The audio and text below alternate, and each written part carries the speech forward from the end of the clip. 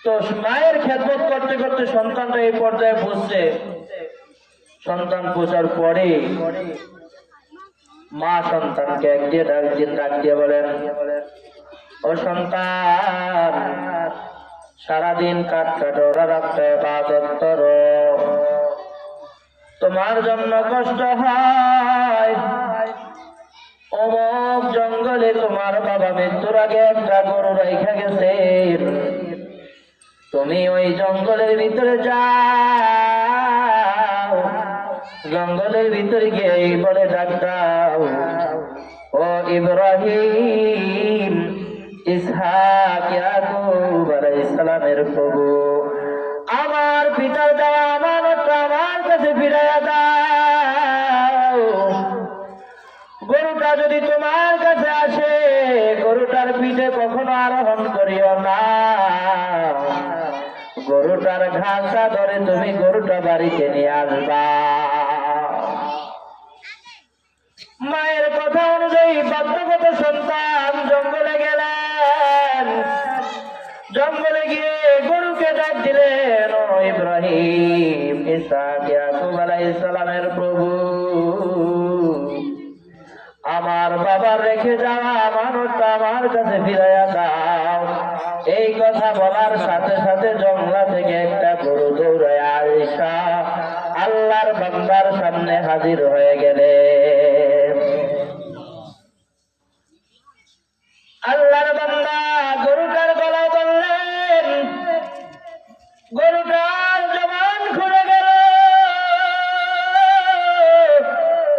গরুটা ডাক দিয়ে বললেন, ও বাবার বাধ্যগত সন্তান, আমার পিঠে আরোহণ করো, তোমার জন্য আরামদায়ক হবে।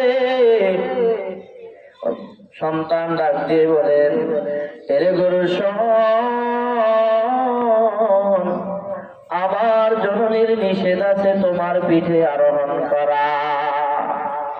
গরু ডাক দিয়ে বলল, সন্তান শুনে না, তুমি যদি আমার কথা মতো আমার ঘরটা আমার পিঠে চড়তা, তাহলে আমি তোমার কখনো পথ হতাম না, আমি জঙ্গলের দিকে ফিরিয়া যাইতাম।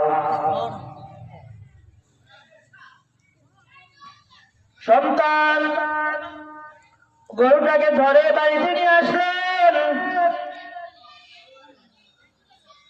গরুটাকে ধরে বাড়িতে নিয়ে আসার পরে মা সন্তানকে 3 দিরহামের বিনিময়ে গরুটা বাজারে পাঠাইয়া দেন।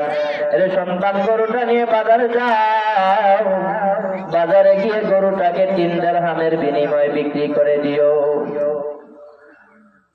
আর যদি 3 দিরহামের থেকে বেশি কেউ বলে, তাহলে তুমি গরু বিক্রি করবা না, গরু বাড়িতে নিয়ে আবার চলে আসবা। 3 দিরহামের বেশি হইলে বেচতে না, আর 3 দিরহাম হইলে কি বিক্রি করে ফেলাইছে। যখন আল্লাহর বান্দা গরু নিয়ে বাজারে গেলেন, বাজারে যাওয়ার পরে আল্লাহ রাব্বুল আলামিন সন্তানকে পরীক্ষা করার জন্য জিবরাইল আলাইহিস সালামকে পাঠাইলেন। জিবরাইল আলাইহিস সালাম ক্রেতার সুরত ধরে আল্লাহর বান্দার সামনে আসলেন। আয়েশা জিজ্ঞাসা করলেন, ও ভাই, গরু বিক্রি করবা কিনা? বলে, হ্যাঁ। কত টাকা বিক্রি করবা? বলে, 3 দিরহামের বিনিময়ে বিক্রি করবা। বলে, সন্তান, 3 দিরহাম না, তোমাকে আমি 6 দিরহাম দিব, গরুটা আমার কাছে বিক্রি করে দাও। সন্তান বলল, না না, গরু বিক্রি করবো, কিন্তু আমার মায়ের সাথে একটু পরামর্শ করে নেই। জিবরাইল আলাইহিস সালাম ডাক দিয়ে বললেন, ও সন্তান, তোমার মায়ের সাথে পরামর্শ করার প্রয়োজন নাই, গরুটা আমার কাছে বিক্রি করে দাও। বলে, না, আমার মায়ের নির্দেশ, গরু আমি বিক্রি করব না। গরু নিয়ে বাজার থেকে বাড়িতে এসে বললেন। আয়েশা মাকে বলতেছে, মা, গরুর দাম তো 6 দিরহাম বলতেছে। সুবহানাল্লাহ বলেন না? মা ডাকতে বললেন, এর সন্তান,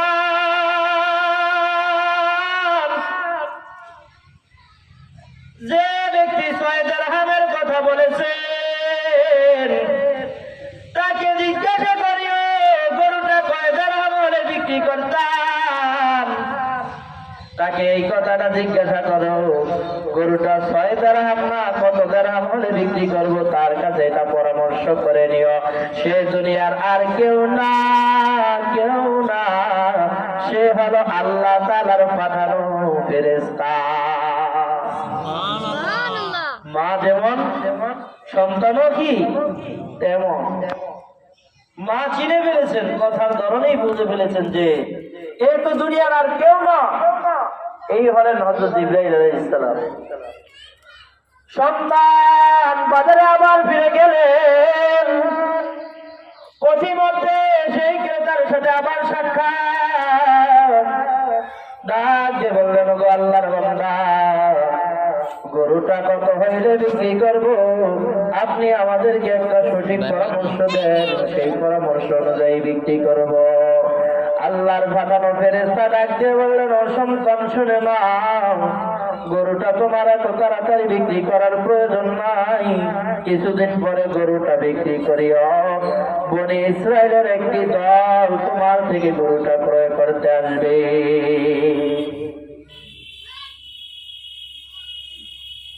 বনি ইসরায়েলের একটি দল, মুসা আলাইহিস সালামের একটি দল গরু খুঁজতে খুঁজতে বেচাইন হয়ে গেলেন। কোথাও হলুদ বর্ণের গরু পাচ্ছে না।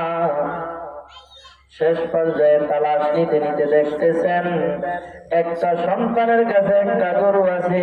গরুটা তারা ক্রয় করার জন্য গেলেন। গরুটা যখন ক্রয় করতে গেছেন তখন ডাক দিয়ে বললেন, গরুটার দাম কত? বলে যে আমার গরুটার দাম হলো গরুর গায়ে যে চামড়া আছে চামড়া পরিমাণ স্বর্ণ মুদ্রা।